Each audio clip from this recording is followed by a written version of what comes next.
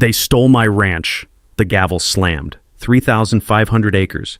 $8.2 million of Thornfield blood and sweat. Sold for $50,000 to the HOA president's own brother-in-law. I'm Rex Thornfield, retired property dispute attorney. Yesterday, these petty tyrants auctioned my family's 1952 cattle empire for less than a new F-150, all for emergency fees that never existed. Tuesday, 4:47 a.m., boots crunching frost, diesel tractor coughing blue smoke, cattle lowing for feed. I found their foreclosure notice nailed to my gate like a bounty poster. My grandfather's calloused hands built this place from sagebrush and stubborn hope. They just declared war on the wrong bloodline. Want to know what happens when you illegally foreclose on a lawyer who spent 40 years eating HOAs for breakfast? By sundown, I'm filing papers that'll have sheriffs taping my foreclosure notices to their mailboxes. Justice smells like fresh ink and revenge served ice cold. Ever had your HOA push you too far? Drop your location. Boots, Brooklyn, or Bali. The reckoning starts now. 3 months ago, I was just a grieving widower trying to heal on my family's ranch. Today, I'm about to teach an entire HOA why you never mess with a property lawyer's legacy. The Bar T Ranch has been Thornfield land since 1952, when my grandfather Ezra bought 3,500 acres of high desert for the price of a decent car today. Back then, it was all sagebrush and rattlesnakes.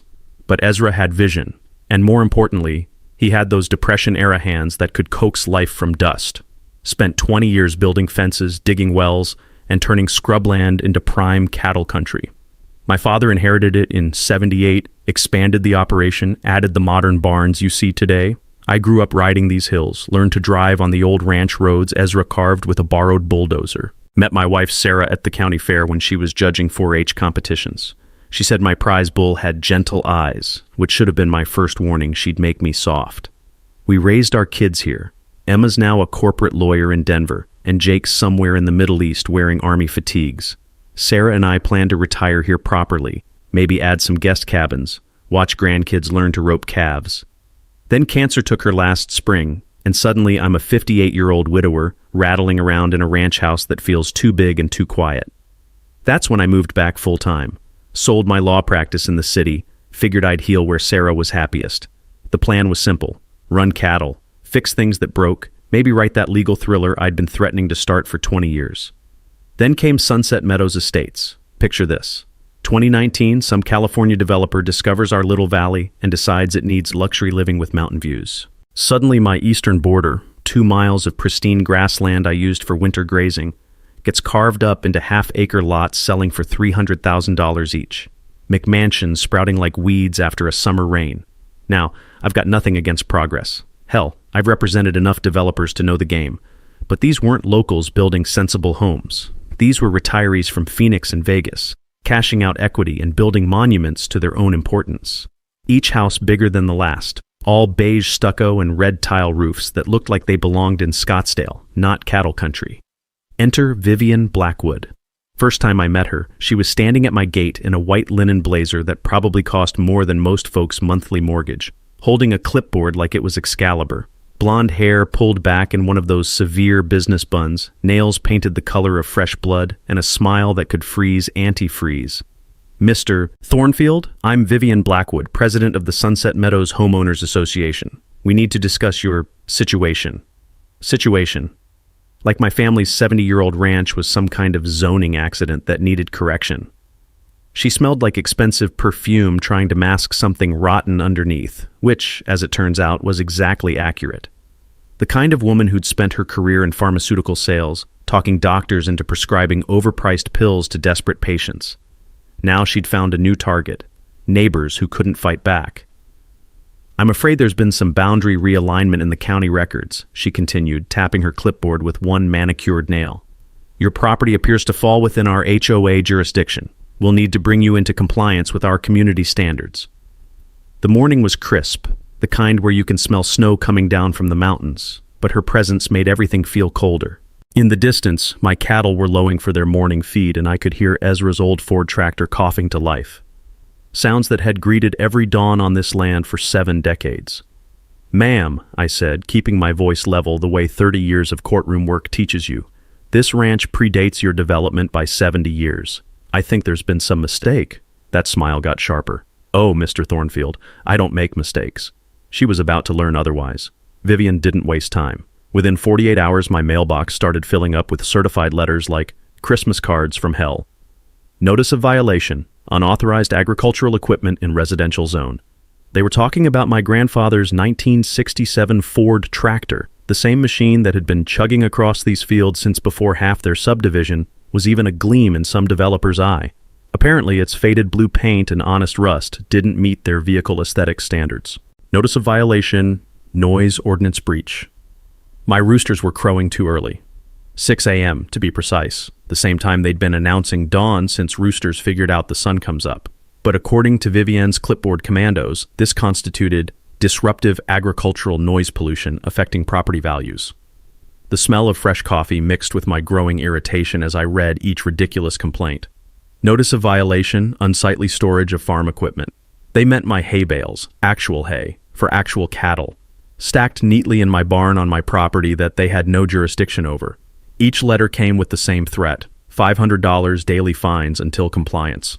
I started a file folder labeled HOA harassment and watched it grow thicker than a phone book. Years of practicing property law had taught me to document everything. Corrupt officials count on honest people not keeping records. But Vivian was just getting started. She began driving slowly past my property twice a day, always with different HOA board members riding shotgun. They'd stop at my gate, point at things, take photos with expensive cameras. My cattle drinking from the stock pond, photographed.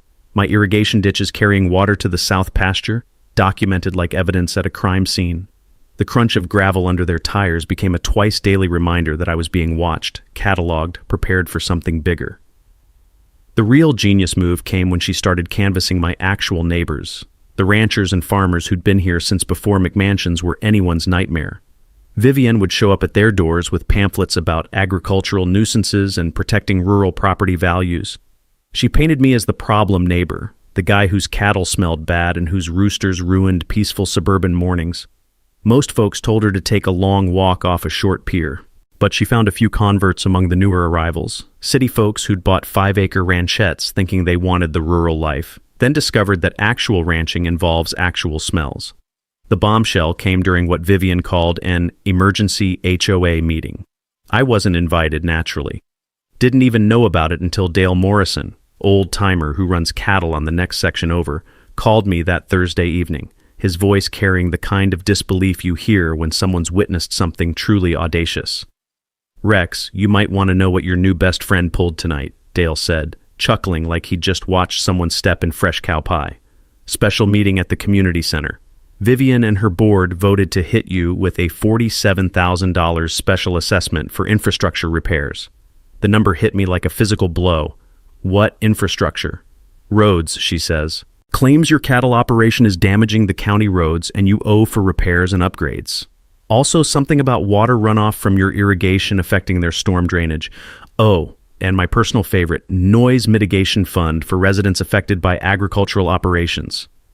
I laughed, but it wasn't funny. This was textbook extortion dressed up in HOA bylaws. "Dale, my grandfather built half those roads with his own equipment, and my irrigation predates their entire subdivision by 50 years.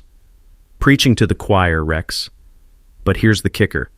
They're claiming they've got county approval for this assessment. Something about you being included in their jurisdiction due to recent boundary adjustments."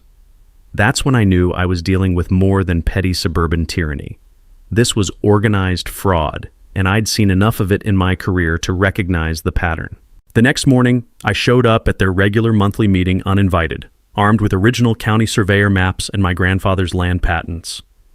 The community center smelled like stale coffee and nervous sweat, and every chair creaked like it was trying to escape the tension. I stood up during public comment period, spread my documents on their little folding table, and let my courtroom voice fill the room. "Ladies and gentlemen, I'd like to see the legal documentation proving this HOA has jurisdiction over property that predates your incorporation by 70 years. Vivian's face went from suburban tan to chalk white. She shuffled through her papers like she was looking for a winning lottery ticket in a pile of bills. "Mr. Thornfield, the boundary realignment is a matter of public record. Show me." I kept my voice level, professional. 30 years of depositions had taught me that silence after a direct question is usually an admission. Show me one legitimate surveyor's report, one county-approved boundary change, one piece of legal documentation proving your authority over my property. The room went quiet except for the hum of fluorescent lights and someone's nervous pen clicking. Board members started studying their shoes like they contained the secrets of the universe. Vivian couldn't produce squat. Watching her squirm gave me an idea that would make my grandfather proud.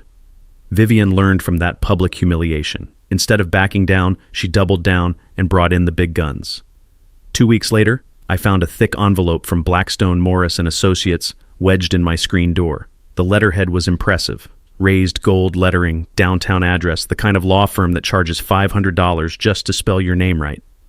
But I recognized the junior associate's signature from state bar meetings. Kid was barely 2 years out of law school and probably billing this case at senior partner rates. The cease and desist letter was a masterpiece of legal intimidation. Ongoing trespassing of livestock onto HOA common areas. Immediate removal required. $500 per day per animal in violation. Civil and criminal penalties may apply. I read it twice while sipping coffee that had gone cold, then walked my fence line with the kind of methodical attention I used to reserve for contract reviews. Every post solid, every wire tight, every gate latched. My cattle were exactly where they'd been for 70 years, on Thornfield land. That's when the real sabotage began. The next morning I woke to the sound of truck doors slamming and my cattle bawling in distress. Threw on boots and a jacket, grabbed my flashlight, and headed into the pre-dawn darkness. The beam caught white faces and rolling eyes. My entire herd clustered near the road, spooked and confused. 3 sections of fence had been cut clean through during the night. Professional job too. Wire cutters. Not the jagged tears you'd expect from kids or coyotes. My cattle had wandered through the gaps onto HOA common areas, and by 6 a.m., Vivian had already called 911 about dangerous animals on the loose. The sheriff's deputy who responded was young enough to be my son and apologetic enough to restore some faith in local law enforcement. "Mr. Thornfield, I've got to ask, any idea how this happened?" I showed him the cut fence posts, the clean wire ends, the obvious sabotage. "Deputy, cattle don't carry bolt cutters." By 8 a.m., the local news van pulled up. Channel 7's morning reporter, a earnest young woman with perfect hair and a microphone like a weapon, had gotten wind of the story. "Rogue cattle threatened suburban paradise," scrolled across the bottom of her live broadcast while she interviewed Vivian in front of the community center. "This is exactly what we've been warning about," Vivian told the camera, wearing a cream-colored blazer that probably cost more than most people's car payments. "Mr. Thornfield's reckless ranching practices are putting our families at risk. What if a child had been hurt?" The reporter nodded sympathetically while I rounded up my cattle and began temporary repairs. In the background, you could hear the honest sound of work. Hammer on post, cattle lowing, the diesel rumble of my truck. Real sounds from real life, not the sanitized suburban silence Vivian preferred. But something interesting happened that afternoon that changed everything. I was installing trail cameras around my property perimeter, something I'd learned from years of dealing with vandalism cases, when Marcus Blackwood's teenage son came slouching up my driveway. Kid couldn't have been more than 16, all gangly limbs and guilty conscience written across his face like a neon confession. "Mr. Thornfield, I need to tell you something." 20 minutes later, I had the whole story. Tyler Blackwood, Marcus being Vivian's brother-in-law and the lucky recipient of my ranch at that rigged auction, had been recruited for what Vivian called community service. $500 cash to help solve the cattle problem by creating strategic openings in my fence. The kid was scared, remorseful, and most importantly, willing to tell the truth. His father, Marcus, had no idea about the sabotage, but he was about to learn some uncomfortable facts about his sister-in-law's methods. I made the boy a deal that would have made my grandfather proud. "Tell your father the truth, and I won't press criminal charges. Keep quiet, and I'll let the sheriff sort it out with felony vandalism charges." By evening, Marcus was standing on my porch with his hat in his hands and his son beside him, both looking like they'd rather be anywhere else on earth. The smell of my wife's rose garden drifted on the evening breeze. Sarah had planted those bushes the year we got married, and somehow they kept blooming even after she was gone. "Rex, I had no idea what Vivian was planning," Marcus said, his voice carrying the weight of a man who'd just discovered his family was mixed up in something criminal. "Tyler's going to make this right, and I'm going to have serious words with my sister-in-law." "Marcus, I appreciate that, but here's what you need to understand. This isn't going to stop with fence cutting. Vivian's playing a much bigger game than neighborhood harassment. That conversation with Tyler had given me more than just evidence of sabotage. It had given me insight into Vivian's methods, her willingness to break laws, and most importantly, her pattern of recruiting others to do her dirty work. As I watched their taillights disappear down my driveway, I realized I needed to start digging deeper into exactly what kind of operation Vivian was really running. Vivian wasn't done. If anything, the fence-cutting fiasco had taught her to escalate faster and hit harder. Within a week, she dropped the nuclear option, foreclosure proceedings on my family's ranch. The certified letter arrived on a Tuesday morning that smelled like rain and impending doom. Notice of lien and intent to foreclose blazed across the top in blood-red letters. Vivian had filed a $47,000 lien against my ranch for those phantom emergency assessments, and now they were moving to expedited foreclosure under state law. 30 days. Pay the extortion or lose everything 3 generations of Thornfields had built from dust and determination. I sat on my porch that evening, storm clouds gathering over the mountains like an omen, reading legal paperwork that made my coffee taste like ash. The foreclosure process was technically legal. HOAs do have lien authority when properly exercised. But everything about this reeked of corruption. The timing, the fabricated amount, the complete absence of due process. Vivian was gambling I'd either pay her ransom or lose everything fighting it in court. What she didn't realize was that she just handed a property disputes attorney a textbook case of foreclosure fraud with enough evidence to bury her. While I planned my legal counterattack, Vivian launched her propaganda campaign. She organized a community safety meeting at the local church, complete with professionally printed flyers that appeared on every windshield within 10 miles. "Protect our families from agricultural hazards," screamed the headline above a photo of my cattle peacefully drinking from their stock pond. The text painted me as a dangerous neighbor whose industrial farming operation threatened children's health and everyone's property values. The meeting drew about 30 people, mostly subdivision retirees plus newer rural residents who wanted country living without the actual country.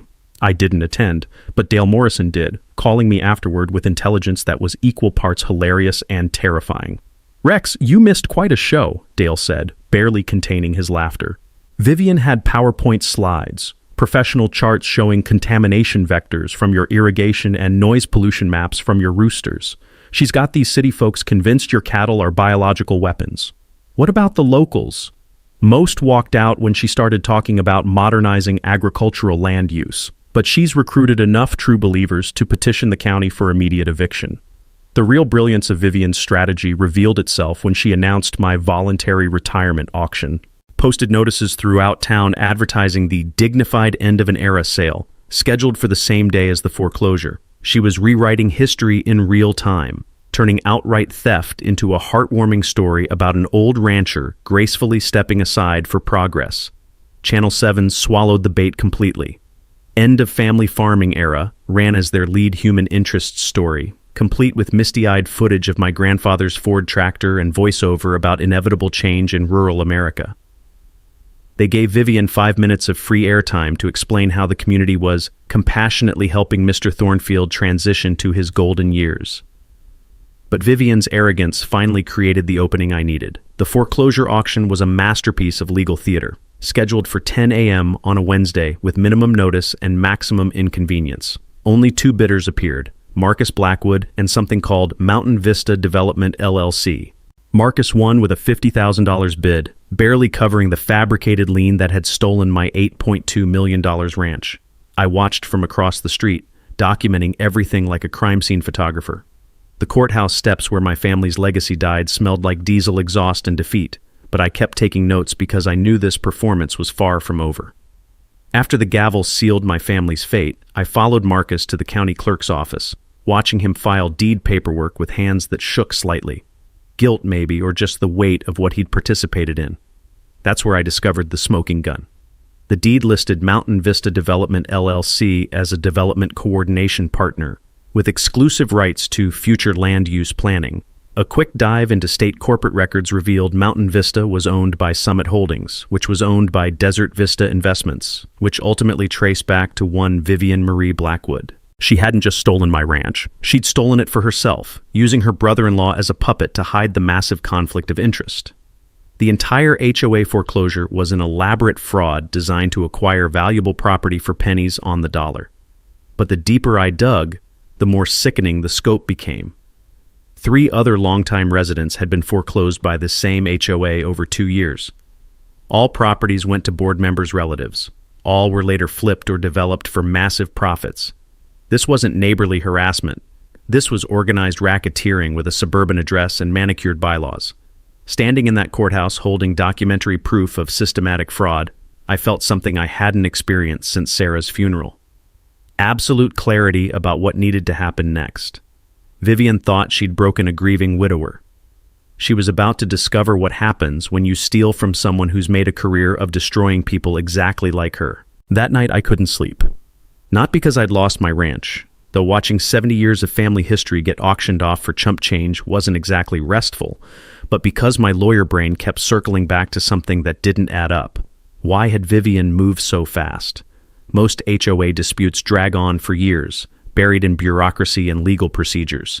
But she'd gone from first contact to foreclosure in under 6 months, like she was racing against some invisible deadline. So I did what any insomniac attorney does at 3 a.m. I made coffee and started pulling public records.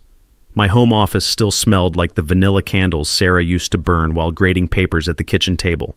I spread county documents across my desk like evidence at a murder trial, cross-referencing HOA incorporation papers with property assessments and development permits. That's when I found the first crack in Vivian's perfect scheme. The original HOA incorporation documents from 2019 showed boundaries that explicitly excluded my ranch. Crystal clear surveyor maps filed with the county showing Sunset Meadows estates ending exactly at my property line. My ranch wasn't just outside their jurisdiction, it had been deliberately excluded to avoid exactly this kind of dispute. But 6 months ago, someone had filed an amended boundary designation expanding the HOA's authority to include my property. The paperwork looked official, complete with county clerk stamps and a surveyor's signature. Except Harold Masterson, the surveyor, had been dead for 2 years. The coffee turned bitter in my mouth as I stared at the forged signature of a man I'd worked with on dozens of property disputes. Someone had literally used a dead man's credentials to steal my ranch, banking on overworked county clerks not verifying signatures on routine filings. But the forgery was just the appetizer. As dawn broke over the mountains, painting my kitchen the color of old gold, I discovered the main course buried in the county assessor's database. The Sunset Meadows HOA owed $340,000 in back taxes. While Vivian had been screaming about my delinquent assessments, her own organization hadn't paid property taxes in 3 years. They'd been claiming nonprofit status on IRS filings while operating what was clearly a for-profit land development scheme. The irony was so thick you could spread it on toast. My hands trembled as I pulled their federal tax returns, comparing them against state incorporation documents. Every single filing contradicted the others. They claimed charitable status to the IRS while reporting development income to the state. They told the county they were a homeowners association while telling the feds they were a conservation organization. This wasn't just fraud. This was federal racketeering with enough evidence to put Vivian away until her grandchildren graduated college. But the discovery that made my blood freeze came from the title company records. Over the past 2 years, every property foreclosed by the HOA had immediately been transferred to development companies owned by board members' families. The Henderson's Horse Ranch became Vivian's nephew's RV park. The Martinez Farm became the treasurer's daughter's wedding venue. My ranch was destined to become Thornfield Luxury Estates, Marcus's construction company's flagship subdivision project. I'd stumbled onto a criminal enterprise that had perfected the art of legal theft. Vivian wasn't just stealing individual properties. She was systematically looting an entire rural community under the legitimate-sounding cover of Homeowners Association Authority. The morning sun streamed through my windows as I finally understood what I was really fighting. This wasn't about getting my ranch back. This was about stopping a criminal organization that had turned suburban governance into organized crime, and I had just become the only witness who could prove it. For the first time since Sarah's death, I felt something approaching savage joy. Vivian had made every mistake in the criminal handbook. She'd gotten greedy, moved too fast, and targeted someone with 40 years of experience destroying people exactly like her. She wanted to play property games? Game on. The next morning, I called in the cavalry. First call went to Emma in Denver. "Sweetheart, I need you to take some vacation time and come help your old man commit some perfectly legal warfare." "Dad, what kind of trouble are you in?" Her voice carried that lawyer's skepticism she'd inherited from both parents.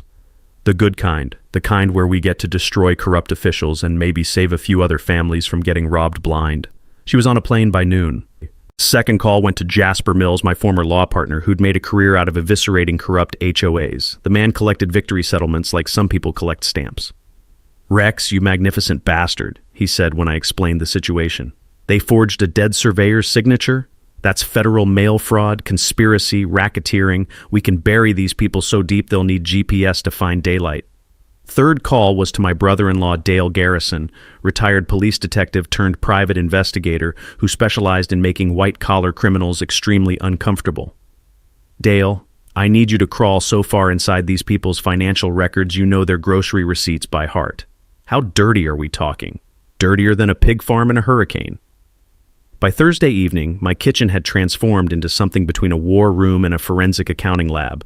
The smell of strong coffee mixed with the sound of papers rustling and keyboards clicking. Emma had spread corporate documents across every surface. Dale's surveillance equipment hummed quietly in the corner, and Jasper was making the kind of phone calls that end political careers.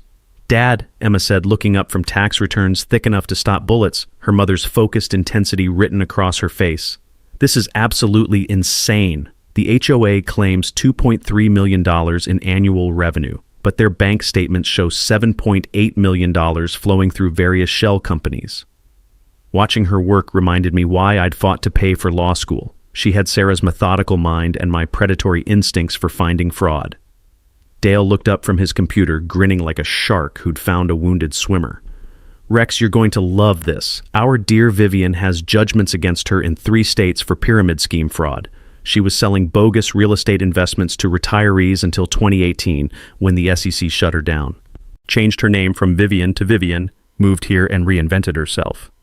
"What about the other board members?" "Treasury Secretary Linda Morrison's been embezzling from her church for 6 years. Secretary Harold Webb filed bankruptcy last year, but somehow bought a $400,000 boat 3 months ago. And here's the cherry on top. Marcus's construction company has never pulled a single building permit, but his bank account shows $2.1 million in construction contracts paid by HOA shell companies."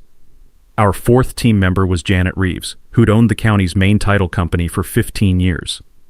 Janet hated corrupt HOAs the way farmers hate drought. And when I explained our discoveries, she volunteered with the enthusiasm of someone finally getting to settle old scores. "Rex, I've been watching these foreclosures and wondering when someone with actual legal training would connect the dots," she said, spreading property records across my dining room table like evidence at trial. Every single transfer violated state disclosure laws. No proper notices, no adequate bidding periods, no required financial documentation. The evening light slanted through my windows, casting long shadows across our evidence pile, when I explained the weapon that would win this war. "Arizona law allows property owners to create agricultural preservation districts with broad conservation powers," I said, watching understanding dawn on Emma's face.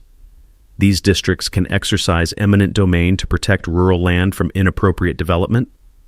"Meaning?" Jasper asked, though I could tell he was already following my logic. "Meaning they can force property sales at agricultural use value instead of development value. And they can be established by any property owner with legitimate agricultural operations, like a 500-acre cattle ranch." Emma's pen stopped moving. "Dad, you're talking about using eminent domain to force the entire HOA to sell their homes at agricultural prices." "Exactly. Agricultural use value in this area runs about $1,200 per acre. Those McMansions sitting on half-acre lots would be worth roughly $600 each. Instead of the $300,000 they paid," Jasper said, starting to laugh with the kind of deep satisfaction lawyers feel when they realize their opponents have walked into a perfectly legal trap. Dale leaned back, his detective's mind appreciating the symmetry. "So you're going to legally steal their houses the same way they illegally stole your ranch?" "The same way, except completely legitimate. They wanted to play real estate games using forged documents and legal technicalities. Well, 2 can play that game." Outside my window, I could hear the evening cattle call echoing across land that was still technically mine for a few more days. Soon, very soon, those sounds would be coming from property I'd legally acquired from the people who'd tried to silence them forever. Justice, as it turns out, has a wicked sense of humor. Vivian must have sensed the noose tightening. Maybe it was the way I'd stopped responding to her increasingly frantic letters, or maybe predators develop a sixth sense when their prey starts hunting back. Either way, she launched a scorched earth campaign that would have impressed a military strategist. The health inspector showed up at dawn on a Tuesday, looking embarrassed and carrying more paperwork than a tax audit. "Mr. Thornfield, we've received 17 separate complaints about groundwater contamination from your cattle operation. Anonymous tips claiming immediate public health emergency." I poured him coffee while he tested water from the same well that had kept my family healthy for 70 years.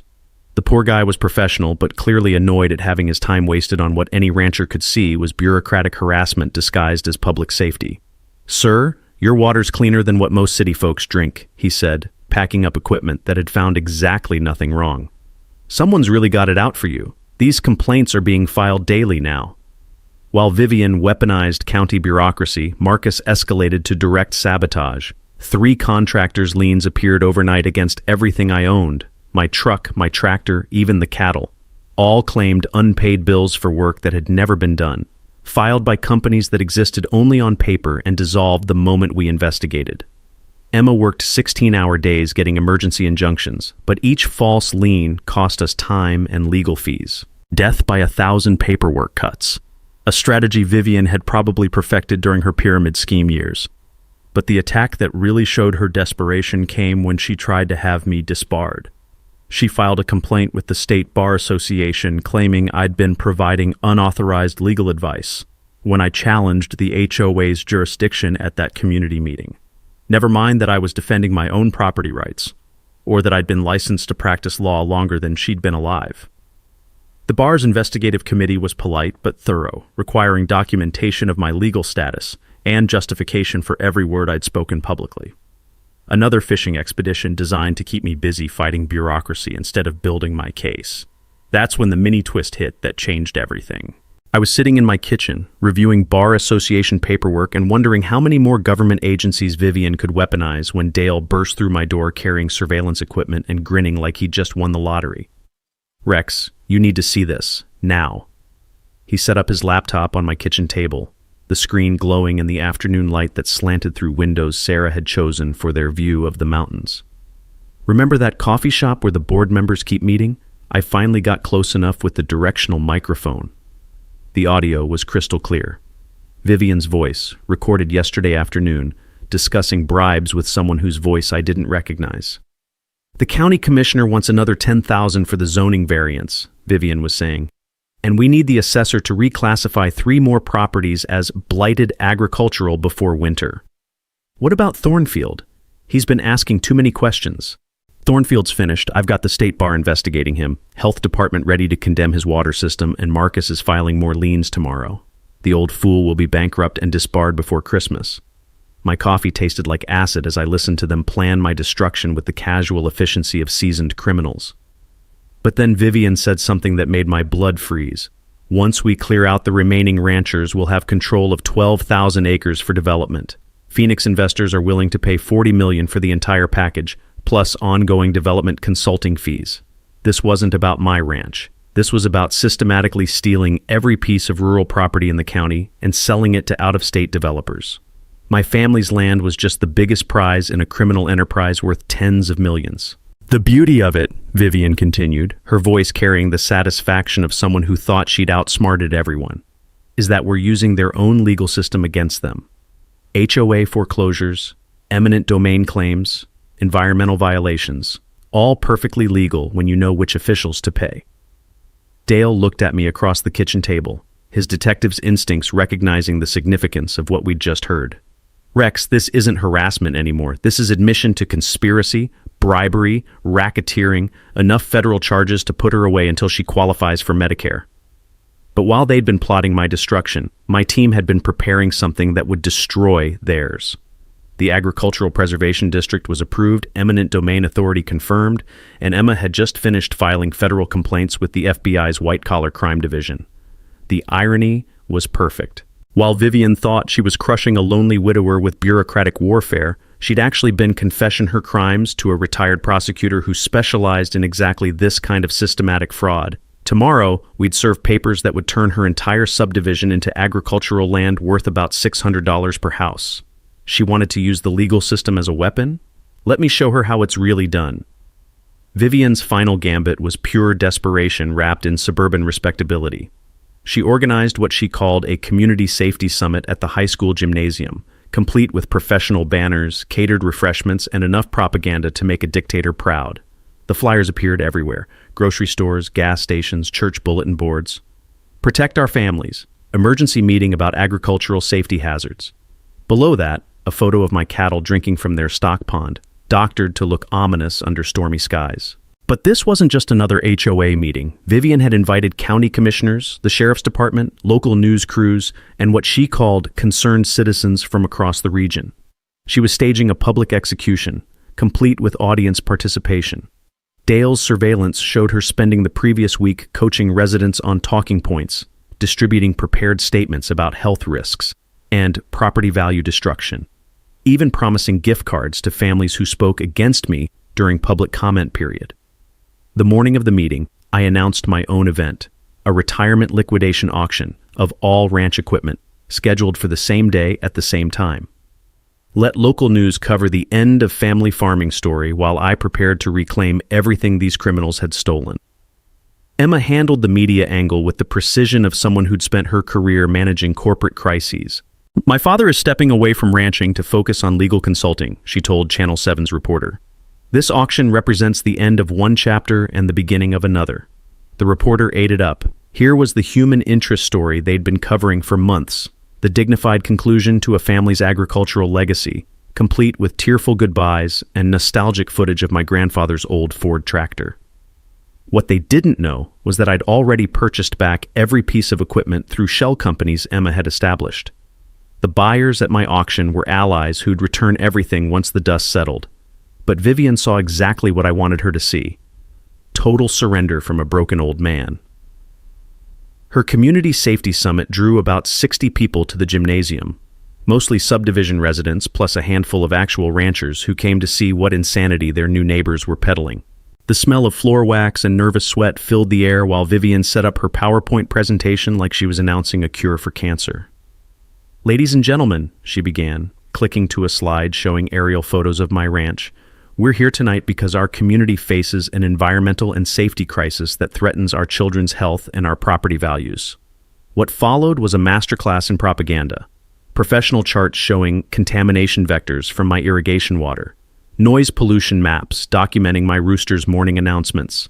Traffic safety analysis, claiming my cattle trucks were causing accidents on roads my grandfather had built. She'd even brought a consulting environmental scientist who testified about agricultural runoff dangers and zoonotic disease transmission risks. The man had impressive credentials and spoke with the kind of authority that makes laypeople nod along, even when he was describing my cattle operation like it was a nuclear waste site. Local ranchers started walking out when Vivian began discussing transitioning our area away from outdated agricultural uses towards sustainable residential development. But enough subdivision residents stayed to create the appearance of community consensus. The real theater came during public comment period. One by one, coached residents stood to describe how my ranch had destroyed their quality of life. Children allegedly couldn't sleep due to rooster noise. Property values were plummeting due to agricultural odors. Families were considering moving away due to constant safety concerns. It was Academy Award-level performance art, except the audience was county commissioners who had the power to shut down my operation permanently. Sheriff Deputy Martinez, a decent man I'd known for 15 years, looked increasingly uncomfortable as the testimony grew more hysterical. When one woman claimed my cattle were traumatizing her children by existing within sight of her backyard, he started taking notes with the kind of skeptical attention cops reserve for obviously false reports. But Vivian's masterstroke came when she introduced her expert witness, Dr. Edmund Blackstone, supposedly an agricultural safety consultant from the state university. He testified about industrial farming hazards in residential areas and recommended immediate cessation of livestock operations pending comprehensive environmental review. I recognized the name from the law firm that had been sending me cease and desist letters. Dr. Blackstone was actually a junior associate with a master's degree in environmental law, not agricultural science. Another layer of fraud in Vivian's perfectly orchestrated deception. As the meeting wound down, with commissioners promising to review all evidence and take appropriate action, I sat in the back row taking notes and recording everything on my phone, Let them think they'd won. Let Vivian believe her public relations campaign had finally broken the stubborn old rancher who wouldn't accept progress. Tomorrow morning, she'd discover what happens when you declare war on someone who spent 40 years learning how to destroy people exactly like her. The gymnasium lights flickered overhead as people filed out, many stopping to shake Vivian's hand and congratulate her on standing up for the community. She beamed like a politician on election night, convinced she'd just delivered the killing blow. She had no idea she'd just provided the final evidence I needed to end her criminal enterprise forever. The county commissioners' meeting was scheduled for 10 a.m. on a Thursday that smelled like justice and tasted like long overdue revenge. I arrived early, parking my truck in the courthouse lot where 3 months ago I'd watched my family's ranch get auctioned off for chump change. This time I wasn't coming as a victim. I was coming as a prosecutor with enough evidence to end careers and send people to federal prison. Emma and Jasper flanked me as we walked up the courthouse steps, each carrying banker's boxes full of documentation that would rewrite the entire narrative of this rural crime story. Dale followed behind with his surveillance equipment, grinning like a man about to watch his favorite movie. The commissioner's chambers buzzed with anticipation. Local news crews had set up cameras after Emma leaked just enough information to make them salivate, something about major corruption revelations and systematic fraud in local government. Channel 7's investigative reporter, the same woman who'd covered my cattle crisis, looked particularly eager to redeem herself for missing the real story. Vivian arrived 20 minutes later, dressed in a crisp white blazer that probably cost more than most people's monthly rent, surrounded by her entire board like a suburban crime family heading to trial.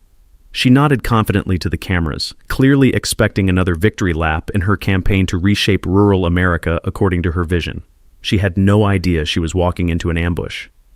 The meeting started with routine business: budget approvals, permit applications, the usual bureaucratic machinery that keeps local government grinding along.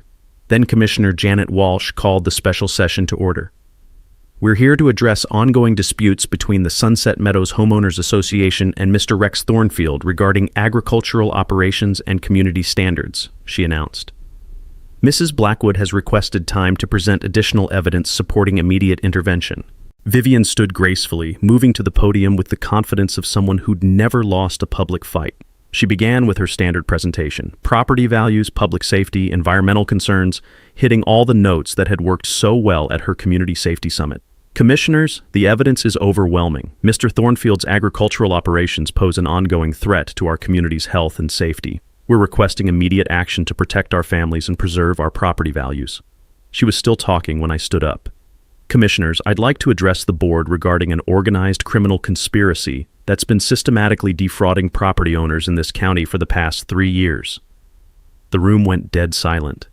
You could hear the fluorescent lights humming overhead and someone's nervous breathing in the back row. Commissioner Walsh looked surprised but nodded. Mr. Thornfield, you're recognized for public comment. I walked to the podium carrying a single manila folder, leaving the boxes of evidence with my team. Sometimes the most devastating attacks come from the simplest presentations. Commissioners, my name is Rex Thornfield, and I'm here to report federal crimes including mail fraud, tax evasion, bribery of public officials, and racketeering conspiracy. Vivian's face went from suburban tan to paper white. I opened the folder and began reading from Dale's surveillance transcripts. The county commissioner wants another $10,000 for the zoning variance, and we need the assessor to reclassify 3 more properties as blighted agricultural before winter. That's Mrs. Blackwood's voice, recorded 6 days ago at Morrison's coffee shop on Highway 87, discussing bribes with unknown co-conspirators. The reporter's cameras swung toward Vivian, who was now gripping her chair like it was the only thing keeping her upright. Furthermore, the Sunset Meadows HOA has been operating as an organized criminal enterprise, using forged documents to steal properties from longtime residents and transfer them to board members' family companies for development. I held up the smoking gun, Harold Masterson's forged signature on the boundary amendment that had started this whole mess. This signature belongs to Harold Masterson, a county surveyor who died 2 years before this document was allegedly signed and filed. Commissioner Walsh was reaching for her phone. In the back row, I could see Sheriff Deputy Martinez quietly speaking into his radio. But here came my mic drop moment. Commissioners, I've established the Bar T Agricultural Preservation District under state conservation law. This district has eminent domain authority over all properties within its jurisdiction for agricultural preservation purposes. I smiled the way trial lawyers smile when they're about to deliver a verdict that ends careers. Effective immediately, I'm exercising eminent domain to acquire every property in Sunset Meadows Estates for agricultural conservation at fair market value, which, for agricultural use, is approximately $600 per half-acre lot. Vivian shot to her feet. This is harassment. This is conspiracy. You can't just steal people's homes. Ma'am, I said, keeping my voice level and professional, I'm not stealing anything. I'm using exactly the same legal mechanisms you used to steal my ranch, except everything I'm doing is completely legitimate. County Attorney Sarah Mitchell stood up from her seat near the commissioners. Mr. Thornfield, are you prepared to turn over evidence of the criminal activity you've described? Yes, ma'am. My daughter has copies of all documentation for the FBI, the State Attorney General, and the IRS. Federal agents are standing by to begin arrests. The room erupted. Reporters shouted questions, board members started pointing fingers at each other, and Vivienne began screaming about persecution and conspiracy while Deputy Martinez moved toward her with handcuffs. Justice tastes better than my wife's apple pie. Vivian was arrested before the commissioners' meeting even adjourned. Watching federal agents lead her out in handcuffs while news cameras rolled was sweeter than Sarah's apple pie on a Sunday morning. The dominoes fell with beautiful precision. Marcus lost his contractor's license within a week, his construction company bankrupt by legal fees and federal fines. The junior associate who'd been promised development consulting fees got disbarred and now works at a used car lot.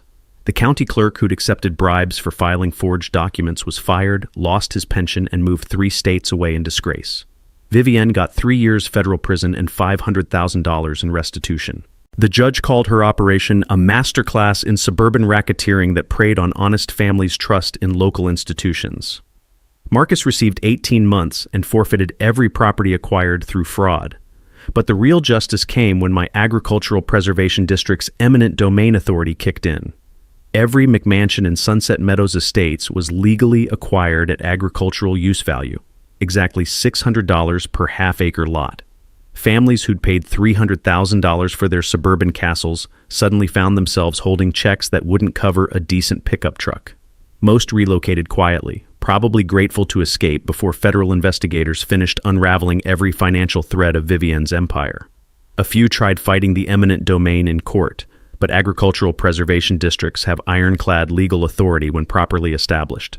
The irony was perfect. They'd stolen my ranch using fraudulent legal technicalities, and I'd recovered it using completely legitimate ones. But here's where this story gets better than simple revenge. Instead of keeping all that reclaimed land, I established the Bar T Community Foundation with settlement money the county paid for enabling the fraud. The foundation provides free legal assistance to homeowners fighting corrupt HOAs across 3 states, and the smell of justice brewing in our conference rooms has become my favorite aroma. We've helped 62 families recover properties stolen through similar schemes. Turns out Vivienne's operation wasn't unique. It was just the most brazen example of a cancer spreading through rural America, one forged document at a time. The ranch itself became something Sarah would have loved watching from her kitchen window. We converted the subdivision's common areas into educational pastures where local schools bring kids to learn about agriculture and conservation. Children's laughter now echoes across land that almost became another soulless development. Emma moved back from Denver, opening a satellite law office specializing in HOA litigation and property rights defense. She's got more business than she can handle, most from referrals by families we've helped beat corrupt boards. Watching her work cases from Sarah's old sewing room fills my heart with pride that tastes like morning coffee and honest work. Jake returned from deployment and runs the ranch's educational programs. Last month, I watched him teach a group of city kids how to rope calves in the same pasture where his great-grandfather learned ranching. The continuity of it, past, present, and future connected by honest land and honest work, makes every sleepless night of legal warfare worthwhile. The foundation established the Sarah Thornfield Memorial Scholarship for agricultural students studying sustainable ranching and land conservation. This year, we awarded 18 scholarships, including 3 to kids whose families' properties had been saved from HOA foreclosure fraud. Every month, we host Know Your Rights workshops at the ranch, teaching property owners how to recognize and fight HOA scams. The sessions smell like fresh coffee and determination, usually packed with folks who've heard horror stories and want to protect their own land. The state legislature passed the Thornfield Act strengthening property owner rights and requiring independent oversight of HOA foreclosures. It won't stop all corruption, but it makes life much harder for suburban pirates, like Vivian. 3 neighboring counties have established their own agricultural preservation districts, using our template. It's becoming a movement that makes my grandfather's spirit smile from whatever afterlife feeds stubborn old ranchers. So remember this, bullies count on good people accepting abuse as the price of peace. But sometimes, when you've lost everything that matters, you discover the best revenge is helping others avoid the same fate. Your HOA giving you hell? Drop a comment and share your nightmare. You might be surprised how many rights you have when someone teaches you to use them. Hit subscribe if you want more stories about ordinary people beating corrupt systems using nothing but backbone and properly filed paperwork. Next week, the woman whose HOA tried foreclosing over an American flag and how she ended up owning the president's house instead. Justice tastes best when shared with neighbors who need it most.